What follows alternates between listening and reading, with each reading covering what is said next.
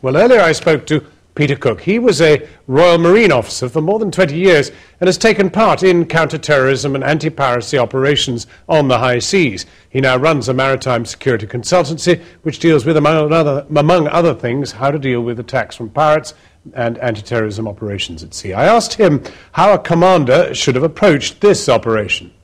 He would have very limited resources to get on board.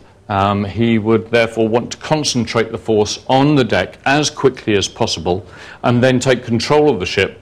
So they were probably landing as close as they could to the bridge so they can get onto the bridge, take control of the ship, and then bring other forces alongside to stabilise the situation from small boats or the other naval vessels that were around at the time. So let's look at what actually happened. We're I think, in a helicopter above a helicopter. Yeah. And what are we looking at, do you think? We're looking at the deck here, and this was probably one of the few areas that they could actually land a force onto.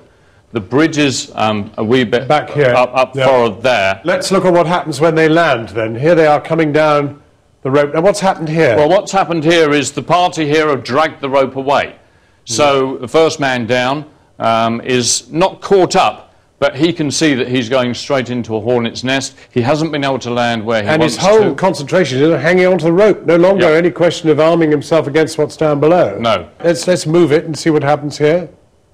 So he goes down and is very quickly overwhelmed by the people on the deck. You then see more men coming down more quickly. But again, they're being overwhelmed extremely quickly. Now, what is this guy? What has he got here? What is this thing? It doesn't look like any other Israeli weapon that I can find. It looks more like a paint gun. Now, that could be because they wanted to scare and stun the people on board. A paint gun would be throwing out little balloons of paint which would splat onto the victim. Yes, it's a pellet of paint. It would effectively, it would sting very much, but it would shock the individual, wouldn't harm them long term, and would allow these guys to gain the initiative so that they could gain control of the ship. Well, I mean, you're an erstwhile Royal Marine. Is this the sort of equipment you'd go onto a vessel like this with? I wouldn't want to. No. Right, let's move on to the next one. Okay, now what's going on here? You can see the main part of his upper body, upper torso, is protected by a life jacket, which would prevent the paint rounds getting through and hurting him. And his face is covered by a respirator mask so that he can see what's happening, but if the paintball hits him, he's still going to be able to operate and won't be distracted.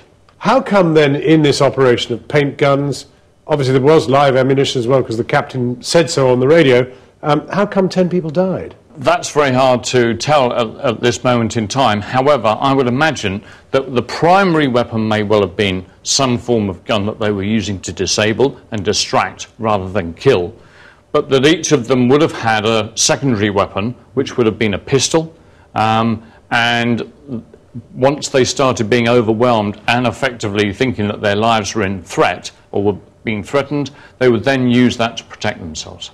Peter, your day job is in fact to advise people largely to protect against piracy.